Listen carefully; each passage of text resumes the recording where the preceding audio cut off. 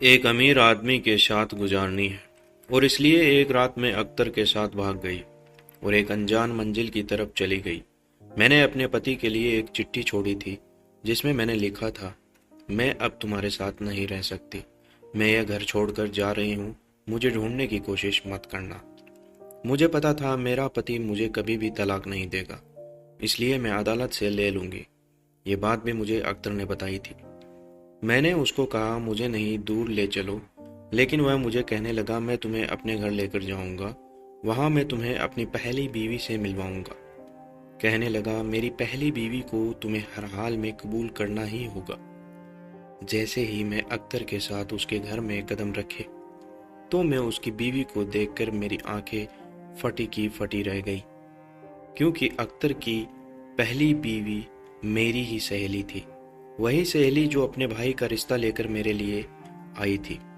मैं उसे देखकर दंग रह गई और दूसरी तरफ वह भी मुझे देखकर बहुत हैरान हुई। फिर वह मुझे कहने लगी कि अख्तर ने मुझे बताया था कि वह किसी को पसंद करता है और उससे शादी करना चाहता है। क्योंकि मेरे यहाँ औलाद नहीं हुई इसलिए मैंने उसे इजाज़त दे दी। मुझे नहीं पता था कि वह तुम ही होगी। मुझे ये सब देखकर बिल्कुल भी अच्छा नहीं लग रहा था। मैं यहाँ यह सोचकर आई थी कि शादी के बाद अख्तर को मजबूर करूंगी कि वह अपनी पहली पत्नी को तलाक दे दे, लेकिन यहाँ तो उसकी पहली बीवी मेरी ही दोस्त निकल आई। अख्तर ये जानकर बहुत खुश हुआ कि हम दोनों एक दूसरे की दोस्त हैं। हम दोनों दोस्त बैठकर गुजरे टाइम की बातें करने लगे। मेरी दोस्त सफिया की शादी अख्तर से हुए तकरीबन 3 साल गुजर चुके थे। मैं मेरी दोस्त की शादी में नहीं जा पाई थी और इसलिए मैंने अख्तर को पहले कभी नहीं देखा था। ये किस्मत ही थी जो हम तीनों को करीब ले आई। मैं यहाँ अपने पति को छोड़कर आ तो गई थी, लेकिन मुझे अपनी माँ का बहुत डर था। वो माँ जो मुझे बिना कोई गलती के इतनी सजा दिया करती थी, अब तो मेरी गलती है। सफिया और अख्तर दोनों मुझे तसल्ली देते हुए कहने लगे, तुम फिक्र नहीं करो, किसी को कुछ भी पता नहीं चलेगा। मैं भी बेफिक्र हो गई, क्योंकि मैं यही चाहती थी कि किसी को कुछ पता न चले। हम ये सब बातें कर ही रहे थे कि तभी मेन दरवाजे की आवाज़ आती है। सफिया बहुत घबरा जाती है, कहने लगी चलो हम ऊपर वाले रूम में चलते हैं, अख्तर के दोस्त आए होंगे। मैं हैरान होकर उसके बर्ताव को देखा कि अगर दोस्त भी आए हैं तो इसमें इतना घबराने की वाली कौन सी बात है। मैं कुछ कहे बगैर चुपचाप उसके साथ छत पर आ गई। मुझे ऐसा महसूस हो रहा था जैसे मैंने यहाँ पर आकर बहुत बड़ी गलती कर दी, मगर अख्तर की दौलत के लालच ने मुझे वहां बांधे रखा। 3-4 दिन यूं ही गुजर गए और मेरी किसी से ज्यादा बातचीत नहीं हुई। मैं अदालत के जरिए अपने पति से तलाक लेकर फिर अख्तर से शादी करना चाहती थी, मगर अख्तर मुझे यही कहकर रोक देता था कि थोड़े दिन और रुक जाओ, अभी अदालत जाने का समय नहीं आया है।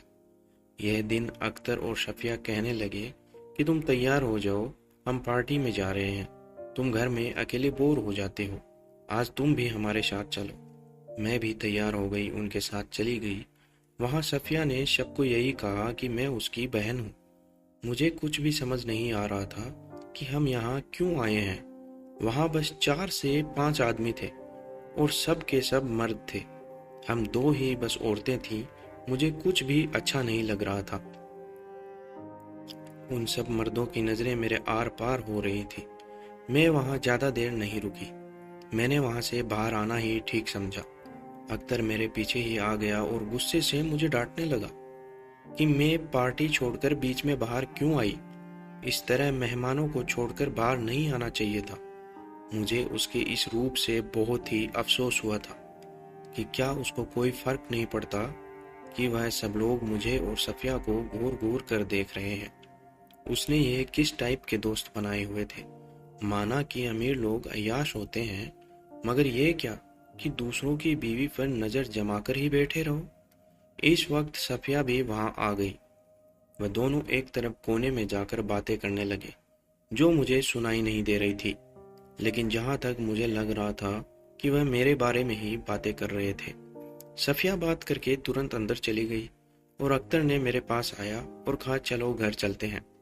सफिया को ड्राइवर उसकी अम्मी के घर छोड़ आएगा। अचानक से उसमें इतना बदलाव। मेरा पति भले ही गरीब था, लेकिन वह मुझ पर आज तक नहीं चिल्लाया था और अपनी हैसियत के मुताबिक मुझे खुश करने की कोशिश करता रहता था। यहाँ तक कि मेरे मुंह से अपनी बेइज्जती भी वह हंसकर बर्दाश्त कर लेता था। जबकि अख्तर का असली रूप अब सामने आने लगा था। अगर सोफिया उस वक्त हमारे बीच ना आती तो शायद मैं अब तक लौटकर अपने पति के पास चली जाती। सोफिया की जिंदगी देखने के बाद मैंने समझौता करने का फैसला कर लिया था। वह भी मेरी तरह गरीब घर से थी, लेकिन अख्तर से शादी करने के बाद वह सर से लेकर पांव तक पूरी तरह बदल चुकी थी। और मैं भी तो ऐसा ही चाहती थी। मैं बहुत अमीर बन जाऊं। मुझे घर छोड़कर अख्तर फिर किसी से मिलने चला गया। अकेले घर में मेरा दिल नहीं लग रहा था, इसलिए मैंने सोचा क्यों ना माँ की तरफ वो आती हूँ। अब तक उन्हें भी पता चल गया होगा कि मैं अपने पति को छोड़कर भाग गई हूँ। ज्यादा से ज्यादा होगा क्या, वो डांटेंगी और मार लेंगी। उस वक्त मेरा अपनी छोटी बहन से मिलने का बहुत मन कर रहा था, तो मैं माँ की तरफ चली गई। मुझे लगता था जैसे ही मैं घर में कदम रखूंगी माँ मुझ पर टूट पड़ेंगी, लेकिन ऐसा कुछ नहीं हुआ। उल्टा वह कहने लगी अगर आना ही था तो अपने पति के साथ आ जाती। अकेली लड़की का यूं मायके आना अच्छा नहीं होता। मैं अपनी माँ की बात सुनकर सन्न रह गई। वह मुझसे ऐसे आराम से क्यों बात कर रही थी? क्या उसे नहीं मालूम था कि मैं अपने पति को छोड़ दिया है?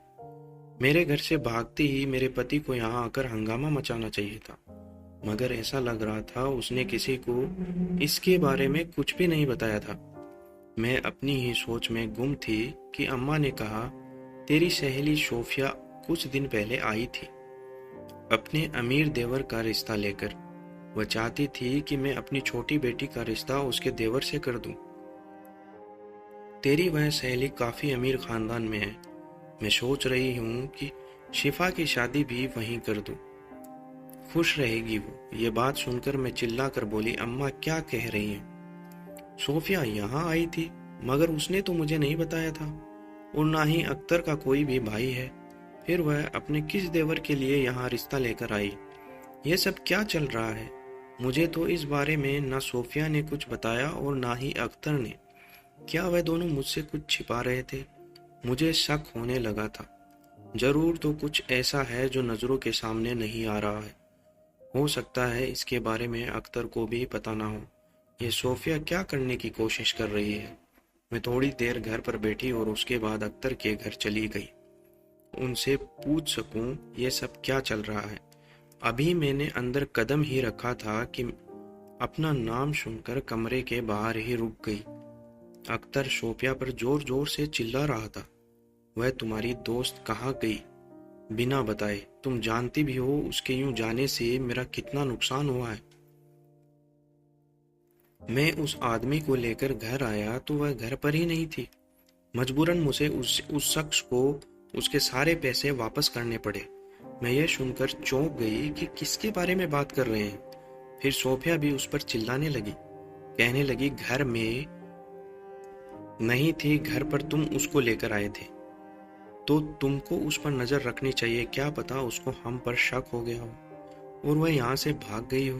मैं उन दोनों की बातें सुनकर उलझन में पड़ गई कि ये किस शक की बात कर रहे हैं। इसका मतलब था कि वाकई कुछ गलत हो रहा था। अख्तर कह रहा था तुमने तो कहा था कि तुम्हारी वह सहेली बड़ी ही बेवकूफ और लालची किस्म की है, इसलिए मैं उसके पीछे लगा, उसके पति से दोस्ती की, उस पर इतना पैसा खर्चा किया, उसको यहाँ तक लेकर आया कि दुगना पैसा कमा सकूं। मगर लगता है वह यहाँ से भाग गई है। लेकिन मुझे ये समझ नहीं आ रहा कि उसे हमारे बारे में कैसे पता चला कि हम उसे यहाँ बेचने के लिए लाए हैं। यह सुनकर मेरे सर पर आसमान टूट पड़ा कि ये दोनों पति पत्नी की साजिश थी। अख्तर को मुझसे कोई प्यार व्यार नहीं था, बल्कि वह अपने फायदे के लिए मुझे घर से भगा कर लाया था।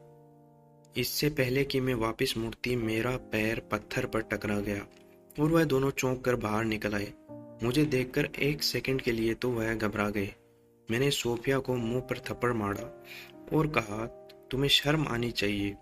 तुम अपनी बचपन की दोस्त के साथ ये सब कर रही हो।